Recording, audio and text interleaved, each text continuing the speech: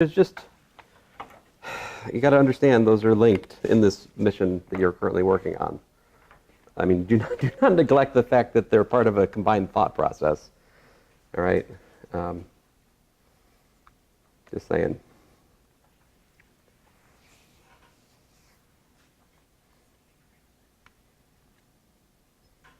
So what you're just saying, Emma, was that I got problem 148, which don't be, by the way, problem 148 is not bad.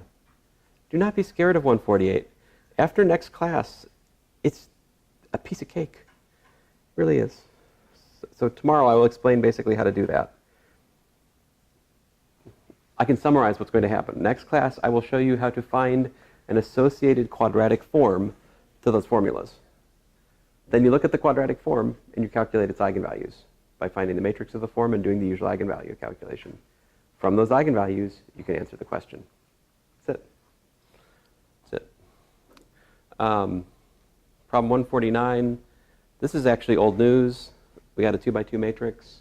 This is a stochastic matrix, right? The sum of the entries in the column are what? 0.9 plus 1 is what? 1. 0.02 plus 0.98, 1. Because the sum of the probabilities should be 1. This has an interpretation in terms of like a statistical process. It's an example of a, what kind of matrix is that? A stochastic matrix, right? If you take a vector and you multiply it by the matrix and then multiply again and again and again and again, you generate what's called a Markov chain. You may or may not be interested. But the cool thing is, if you think about it, the limit as n goes to infinity of such a matrix, what would happen if after you keep going and going and going, you stabilize on a certain vector? Like after a while, you take the matrix, you multiply the vector, and you get back to the vector again. What is that? That would be a eigenvector with eigenvalue 1 for the matrix. So if you think about it, if the system stabilizes eventually, if you keep going and going and going and going and going after you take powers and powers and powers higher and higher and higher acting on a given vector, if eventually it stabilizes, that should be an eigenvector with eigenvalue 1. And so we expect that to happen there. These kind of matrices have eigenvalue 1. And that corresponds to the stable point of a Markov chain. Anyway, this problem 150, so, oh, we say, I said 149. 149 does exist. What? Oh. It's probably, okay, so problem 151 does not exist is what that should say, is the idea. Ah, you're messing with me. Well played. Some of these are really easy. Like show a symmetric matrix as normal. I think I did that in class. Oh, man. I did that in class. Oh, idiot. Find an example of a 2 by 2 matrix which is normal but not symmetric. Well, we proved in class that orthogonal matrices are normal. Are orthogonal matrices symmetric? I hate that I just erased it. But they're not, right? Cosine, sine, minus sine, cosine. Is that symmetric? Oh, man, I just answered your question part C. Dang it. I mean, I just did B for you. Oops. Ah, I got to stop this. All right, I can't talk any more about this. If I talk any more about it, I'll solve. Those are not hard, okay? Problem 152. Problem 152 you guys will ask me about again, I'm sure.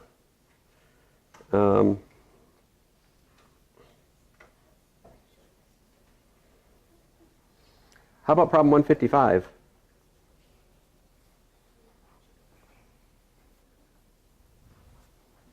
What's problem 155? Look at this. Yeah, didn't we just do this? Yes, we did. So what I'm saying, I mean, this is like in the language of last class, S1, S2, S3, or you could say T1, T2, T3, right? Where you can build those from, well, or something like that anyway. You can build those from eigenvalues times the eigenvectors, so arranged. That's how we can construct a matrix with those eigenvalues. So this is, again, just exploring that idea. Again. Oh, and now I push you out into the pond and let you swim a little bit. I say, here's an orthonormal orthonormal basis. I want you to construct the matrix with eigenvalues 12, 2, and 18. If you understand what I did today and what I did last class, this is like exactly a hiccup. Problem 157 will remain mysterious until I have a chance to talk about it a little bit. I'm going to do some stuff like 157 Monday in class, most likely. I got smarter. Here I said the problem above is worth double. Met you off at the pass, Emma. And then, anyway, these last couple of problems on differential equations and the matrix exponential, I'll try to talk about that stuff Monday. But don't wait for me. You know, you can try to do it. When is this homework due? Wednesday. Oh, so if I talk about it Monday, it's still not. It still may be helpful to you. And problem 161 has got nothing to do with eigenspaces or orthonormal or any of that. We're back to just plain Jane abstract linear algebra dual space stuff. Problem 161 is just something about dual spaces and something called the transpose of a map.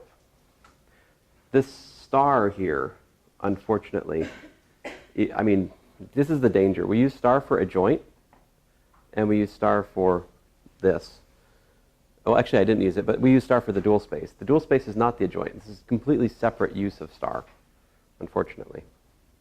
But I will tell you the answer to problem 161 is very satisfying and cool. And problem 162 is built over that.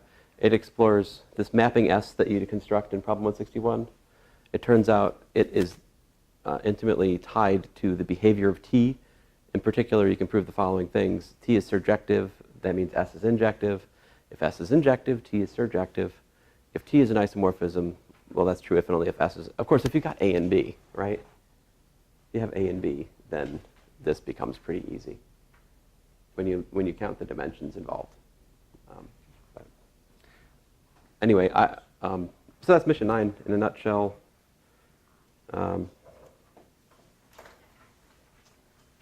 Of the extra bonus problems, guys, I think probably the one that I would say I would start with if I were you would be smart to smart with. Sorry, maybe this one, yeah. So here I give you a characteristic polynomial. I say make a table of the list of the possible real Jordan forms for T. For which case is the complexification diagonalizable? In which case is a complaint of the grader, and it's probably my fault in part. If a matrix is real diagonalizable, is it complex diagonalizable? Yes. See, real implies complex diagonalizable. I know what you're thinking when you say it's just real, it's not complex. I know what you mean by that, but from the math, technically, if it can be diagonalized over the reals, it can also be diagonalized over the complexes, but not vice versa, right? So. I shut up. Hey, was this our last help session?